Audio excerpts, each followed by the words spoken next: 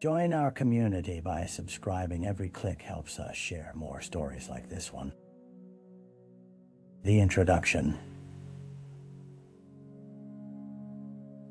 On a crisp autumn morning in the small town of Maple Grove, a chilling discovery stirred the community from its peaceful slumber. The untouched landscape was dappled in shades of gold and crimson, the leaves whispering secrets of the change in season. Yet amidst this serene backdrop, darkness lurked beneath the surface. As the sun peeked over the horizon, a hunter stumbled upon an unremarkable clearing in the dense woods, a clearing that would soon become hallowed ground for all the wrong reasons. The hunter, an old-timer named Bill Anderson, had seen many seasons pass through these woods. But as he stepped through the brush, the air shifted, drawing him closer to something foreboding. There, half buried under the twigs and fallen leaves, lay the motionless body of a young woman.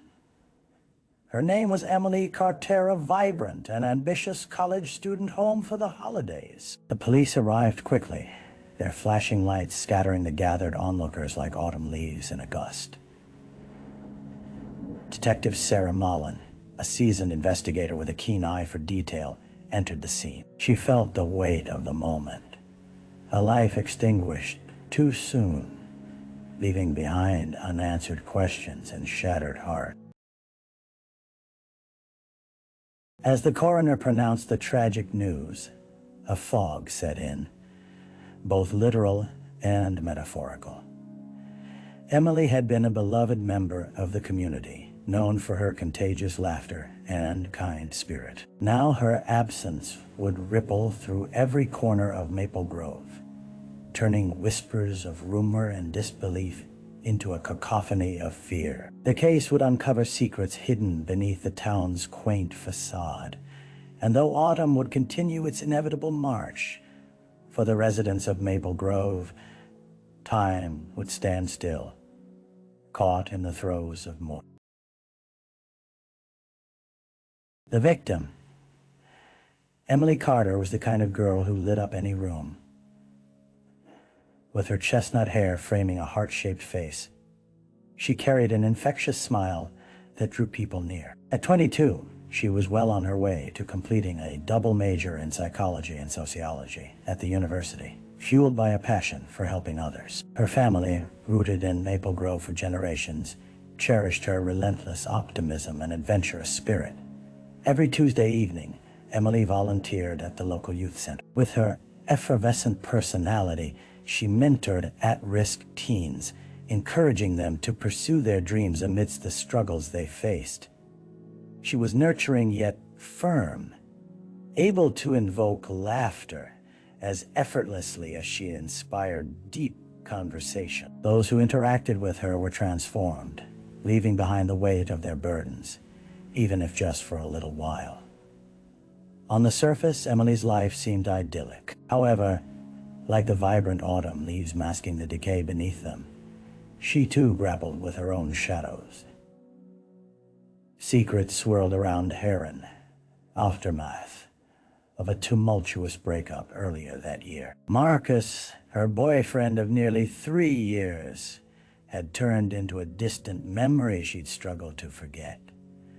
Friends noted the change. She had become quieter, sometimes pensive, swallowed by introspection. However, none could foresee that this brilliant light would be snuffed out. In her final weeks, Emily had made plans, talking excitedly about internships and travel with her friends. Her laughter, once resonant, now lingered like a haunting echo, leaving behind the question that captured the hearts and minds of the town. Who would want to hurt someone so full of life? As the town began to grapple with grief,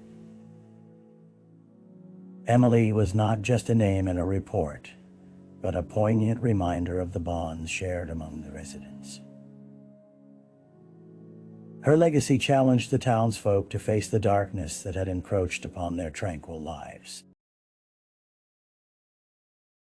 The crime scene. The clearing where Emily was found, typically serene and inviting, had transformed into the epicenter of horror overnight. Crime scene tape fluttered in the breeze, a jagged reminder that this was no longer a sanctuary but a site of tragedy. Detective Sarah Malin surveyed the area, focusing on the fine details. Every brush of wind, every rustle through the trees felt like an intrusion. The body lay at an odd angle, partially covered by leaf snatchers' futile attempt to hide what had transpired. Emily's clothes matched the time of year, a soft woolen sweater pooling delicately around her, evoking an image of warmth among the chill of death. Yet the absence of life raised raw questions, clashing against the vivid hues of fall. Forensics technicians worked meticulously, documenting every minute detail. A team member inspected a nearby tree, scouring for anything that might lead them to a suspect. Footprints enmeshed in the mud painted a scene marred by sudden panic. One set of prints led toward the main path human size, with a clear tread, while another set diverged deeper into the woods, muddled and almost missed in the sea of foliage. The left side of Emily's neck bore bruising, a mark of struggle, a final plea unheard. Sarah knelt beside the body, feeling an insatiable responsibility to provide justice. She recalled the heavy stories of her past, how lives could be irrevocably altered in cataclysmic moments, and this was one of them. The chatter of law enforcement and the scent of damp earth filled the air, blending into a stark realization that they were racing against time. Every lid from the scene offered a breadcrumb to potential answers. Her phone, stolen from her side and absent from the scene, held the promise of connection calls, texts, even social media posts that might reveal an unspoken truth. But as dusk grew closer, Sarah's instincts told her that the battle for answers would be fraught. The autumn leaves rustled more ominously, as if the very trees were whispering story. They wouldn't release their secrets easily. The forest shrouded in doubt and despair, mirroring the questions swirling in Sarah's mind. The early investigation. Back at the Maple Grove police station, the atmosphere buzzed with anxious anticipation. Detective Sarah Malin convened a team meeting, her mind racing as she sifted through the scant details gleaned from the scene. The small conference room was cluttered with folders, maps, and early reports, a chaotic reflection of the urgency surrounding the case. Emily Carter had no known enemies, Sarah began, scanning the faces of the officers gathered around the table. We'll need to dig into her personal life, friends, family, anyone who may have had a reason to harm her. She glanced at Officer Dan Reyes, an upbeat rookie with raw determination. Dan, can you start with interviews? Focus on the youth center, where she volunteered, and see if any of the teens have insights on her state of mind before it happened. As he jotted notes, Sarah turned to Officer Louise Kim, an experienced investigator. Louise, I want you to reach out to friends from her university. She was well liked, but let's uncover if she mentioned anyone unusual. Relationships often hold secrets. The team dispersed to gather information, each aware that time was of the essence. Outside the station, a crisp breeze swept through Maple Grove, unaware of the turmoil brewing beneath its tranquil surface. By midday, the first wave of interviews started to reveal the complexities of Emily's life. Many described a young woman full of promise, but voices of concern emerged as well, distant whispers of a recent fallout with Marcus, her ex-boyfriend. Despite their relationship's tumult, he remained a constant presence in her life, even after it had ended. Dan returned to the station, a rapid pulse of adrenaline coursing through him. Detective Mullen, I spoke with several kids at the center. They hinted that Emily had been uneasy for weeks leading up to her death. They sensed something was off. One mentioned overhearing her talk about receiving threatening messages. Sarah's focus honed in. The pieces of the puzzle finally starting to shift. Threats. That changes everything. We need to verify that. It might explain the bruising on her neck. Could she have been stalked? Or were these messages linked to someone who knew her?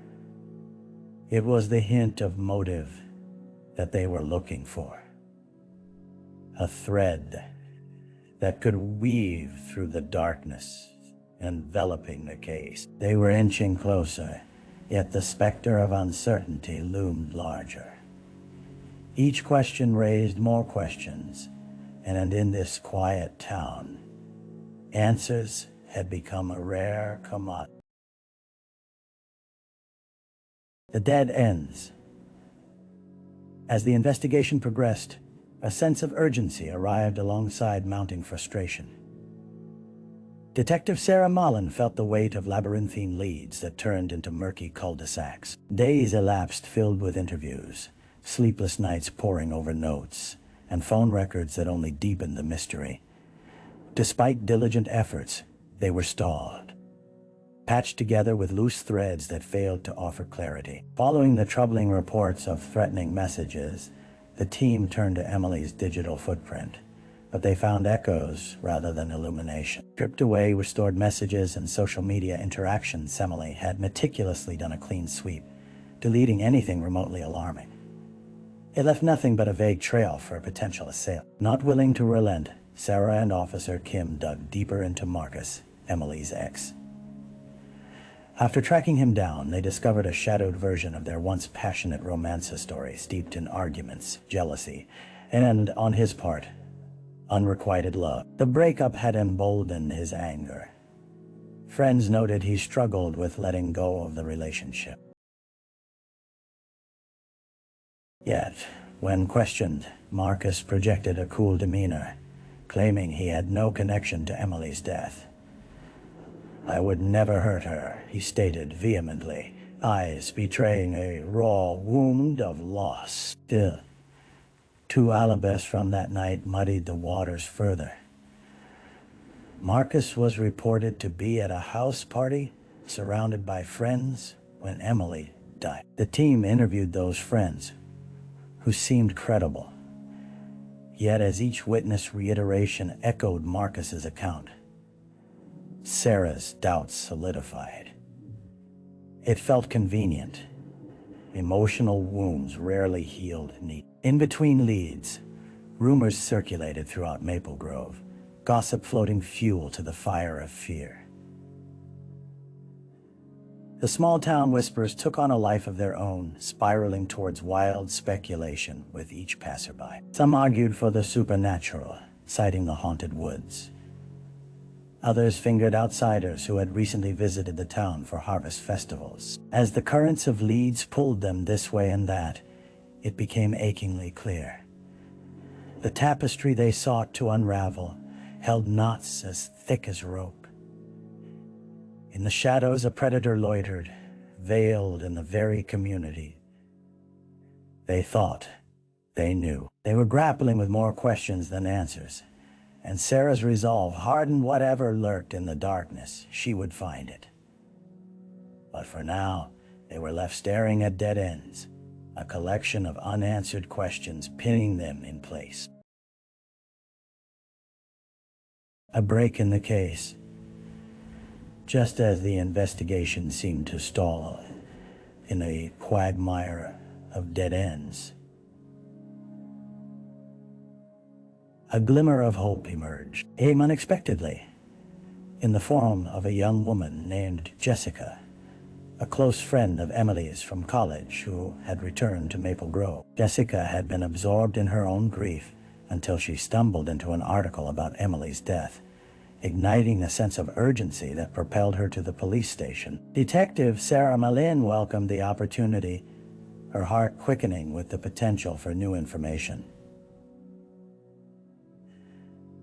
They settled at a small table in the corner of the station, the hum of phones and distant chatter providing a familiar backdrop. Jessica's red-rimmed eyes and trembling hands spoke volumes. Her pain was palpable. "Too don't know if this will help, but Emily confided in me last month," she started, her voice barely above a whisper. She had been getting these strange messages on line DMs from accounts she didn't recognize. They were alarming, some even threatening. As Jessica recounted the conversation she had with Emily, Sarah's mind raced. The clues she hoped for were materializing in vivid detail. Emily had minimized the fear, downplaying the significance of the messages. But Jessica's recollection painted a different picture, one of escalating anxiety.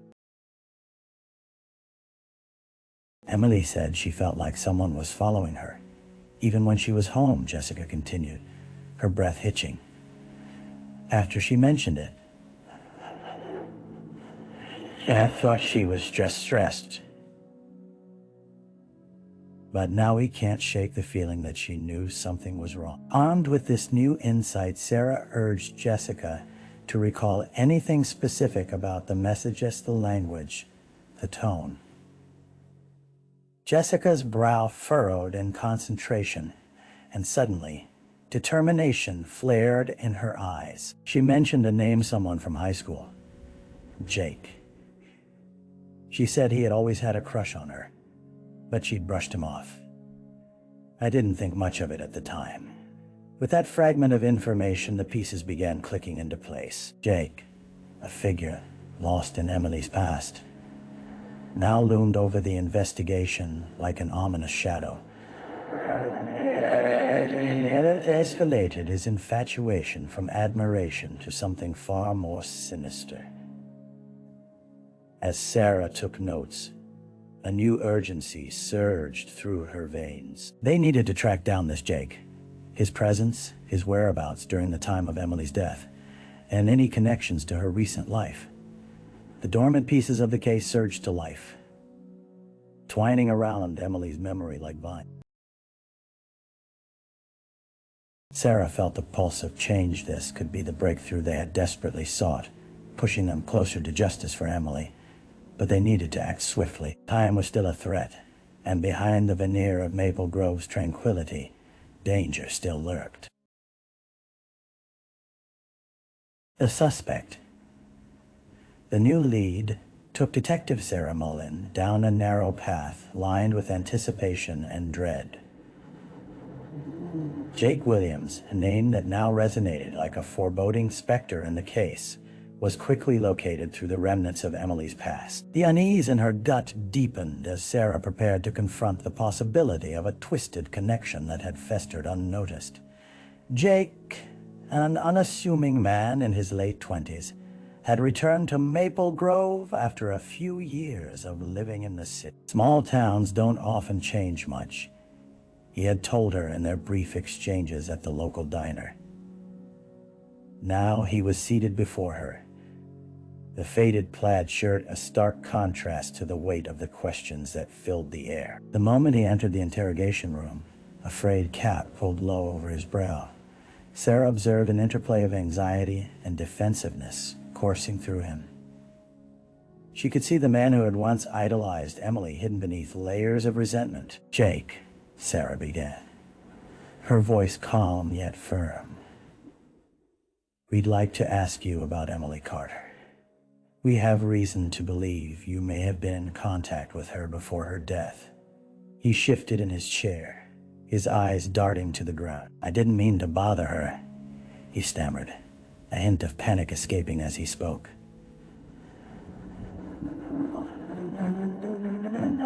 "I tried to message her a few times just to say hello, that's all." "Hello," she repeated, letting the word hang in the air. "And yet, Emily felt threatened by your messages." "Can you explain that?" Jake's expression tightened, defensive walls bolstering within him. She didn't understand. I only wanted to reconnect. We were friends in high school. Sarah leaned in closer, honing in on his body language. Friends? Then tell me why. Just weeks before she was killed, she expressed fear that someone was following her and that she was frightened of you. The room fell silent, with Jake's face flush, showing an array of emotions: surprise, shame, and for a flicker of a moment, something darker. I never followed her, he insisted. But the tremor in his voice betrayed him. But Sarah pressed on, her instincts brimming with suspicion. There was a pattern in her recent behaviors. Friends mentioned she spoke of feeling watched, overwhelmed. Did you ever confront her about her relationship with Marcus? Marcus? That guy was nothing but trouble. Jake shot back, a flash of anger igniting within him. I just wanted to know why she chose him over me. Sarah caught the hint of bitterness in his tone. It was a thread tinged with a multitude of feelings, but jealousy loomed large. And you think that would justify threatening her? She probed, pushing against the fragile boundaries of his temper. His eyes widened in indignation, yet for the first time, an attempt at innocence cracked through his facade. I then thought her that she deserved better. She was special. With the air thick with confusion and bubbling guilt, Sarah sensed Jake's capacity for obsession ran deeper than merely misplaced affection. She knew they were onto something, but the layers of his psyche were intricate, and one misstep could send the investigation spiraling back into obscurity. As Jake's tale unfurled further, Sarah couldn't shake the feeling that they were kneeling at the precipice of a darker revelation that might unravel the threads binding Emily's tragic fate. The trial. As the chill of winter settled over Maple Grove, the once vibrant community found itself shrouded in anticipation. The trial of Jake Williams commenced, bringing with it an unsettling mix of hope and dread. The small courthouse, typically a place for minor traffic disputes and local matters, now transformed into a crucible of emotions, with each day thickening the air with tension. Detective Sarah Moline sat in the front row, her resolve unwavering. The prosecution unfolded its arguments with meticulous precision, presenting evidence that painted a haunting picture of Jake's obsession with Emily. Witnesses testified, recounting the grim exchanges of messages that sprawled across digital screens, uncovering a darkness that had lain beneath friendly overtures. As the defense sought to dismantle the prosecution's narrative, Jake wore an air of calm, nearly unbothered. His attorney portrayed him as nothing more than a jilted admirer, caught in a web of misunderstandings. Emily received messages from numerous contacts, and it is unjust to pin the burden solely on my client. The idea that he could be a threat is as absurd as it is baseless. But the prosecution didn't relent, shining a light on the bruises found on Emily's neck, coupled with Jake's sordid history of troubling behavior towards women. They drew connections between his unstable demeanor and Emily's ultimate demise. With each day, Sarah's confidence in the case solidified, even as the tension in the room crackled with uncertainty. Midway through the trial, the pivotal moment arrived. Emily's family took to the stand, their voices keening with grief as they shared memories of a beloved daughter snatched away too soon. The emotion of the courtroom surged, evoking tears among onlookers. They spoke of the vibrant future Emily had planned, a life filled with promise that had been eclipsed by violence and fear. In response, Jake's demeanor weakened, betraying signs of emotional unraveling. Each recounting pressed down on him like a weight, forcing him to confront the truth he had been running from. Sarah watched intently, aware that the fragile veneer of Jake's composure was beginning to crack. The cross-examination became a crucial turning point. The prosecutor, with measured clarity, confronted Jake about his jealousy and anger towards Marcus, prodding into the raw wounds of a past never truly let go. Did you feel entitled to Emily? Did that turn into rage, the kind of rage capable of violence? Jake's eyes flickered with something dark as he deflected, fumbling through excuses. No, I just wanted her to see she could have done so much better. His voice trembled, but it betrayed an undercurrent of something more menacing. Finally, Sarah felt a shift. The jury, who had been silent observers, began to lean forward. A palpable tension gripped the room as they processed the testimony, weighed against the evidence of obsession that had festered beneath a facade of admiration. Days turned into a relentless march towards a conclusion, and finally the jury gathered to deliberate. In the echoing silence of the courtroom, Sarah locked eyes with Emily's family, a silent pact forming between them. They all understood the gravity of what lay ahead. When the verdict was finally delivered, a unanimous decision of guilty on charges of manslaughter, the air was electric. Relief and sorrow intermingled as Emily's family fought against the tide of grief that threatened to consume them. Jake's expression shifted from disbelief to resignation as he was taken away, the reality of his actions crashing down upon him. In that moment, the townspeople of Maple Grove exhaled, the weight of uncertainty beginning to lift, even if the scars of grief would take much longer to heal. Sarah felt a quiet resolve settle in her heart. Justice had been served, but the shadows Emily left behind would linger, an indelible mark on the town and its people. The autumn leaves had not settled into winter without consequence, and as Sarah braced herself against the future, she understood this was not just a conclusion, but a beginning of healing, remembrance, and change. The aftermath.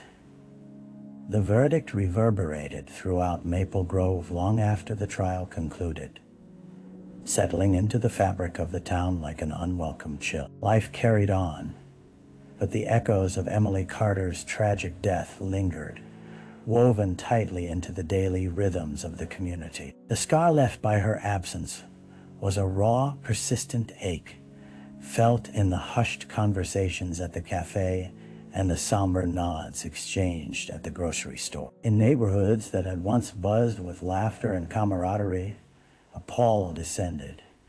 In the vibrant foliage seemed mutated a reflection of a shared grief that united residents yet kept them at a distance. In some corners, whispers of conspiracy still wove their way through the streets. Had Jake acted alone? Could there be more to the story than what emerged in the courtroom? Detective Sarah Malian, immersed in the aftermath, found herself grappling with these very questions. Though the case had reached its legal conclusion, the scars of violence and obsession remained as potent reminders of a society all too often quick to dismiss the signs. She redirected her focus towards outreach, aiming to foster dialogues on healthy relationships and the importance of communication.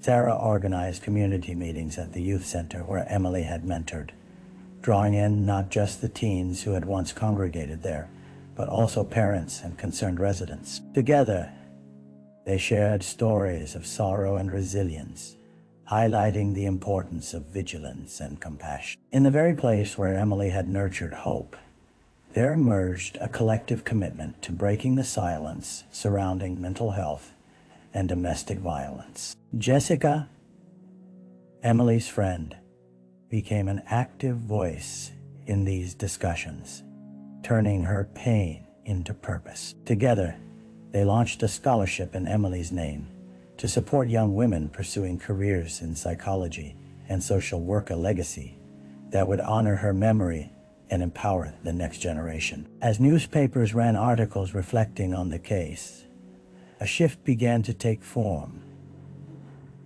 Community members came together in peace marches, advocating for stronger protective measures against stalking, harassment, and emotional abuse. Sarah watched as flowers were laid at a makeshift memorial near the woods where Emily's body was discovered. Kind words spilling into the air like confessions of love, lingering in finality a collective vow. Such a fate. Jake's sentencing revealed the frailty of his mind, manifesting the same inner demons that had driven him to obsession. Behind bars, he spent hours in self-reflection, trying to grasp how his feelings of inadequacy had metastasized into violence. As he faced the ghosts of his actions, a shadow deepened within him, a consequence that echoed like the relentless passing of time. In the months that followed, Maple Grove, while forever altered, began to heal. Autumn gave way to winter, chilling the bones of a town that had weathered a storm. Yet Sarah could see flickers of hope breaking through. The community had forged alliances rooted in empathy, transforming a tragedy into an opportunity for change. Emily's absence would always be felt, an indelible mark on their lives. Yet as the seasons turned and the cycle of life persisted, there was assurance that her spirit lived on, not just in memory, but in the actions spurred by love and remembrance that intertwined the roots of the town, binding them together in unyielding purpose. In the aftermath into the new dawn, Emily Carter's legacy became a beacon, a lodestar for the community to navigate through darkness together. Reflection. As the winter marched towards spring, Sarah Malin took a moment to step away from the demands of her job and reflect on the journey that had unfolded over the past months. The weightiness of Emily Carter's case lingered like the last vestiges of snow, a stark reminder of the fragility of life and the darkness that can often seep into the human experience. On a quiet afternoon, Sarah found herself walking through the now thriving youth center, where laughter of children echoed off the walls. It was a place once clouded by fear and loss. Now, it buzzed with hope and rejuvenation. She watched as Jessica led a group of teens, their bright, eager faces illuminated by new possibilities. Emily's spirit felt woven into the fabric of this space, illuminating the path forward. Reflecting on her role as an investigator and the impact of this tragedy on the fabric of the community, Sarah felt a renewed sense of purpose. It was more than about solving crimes.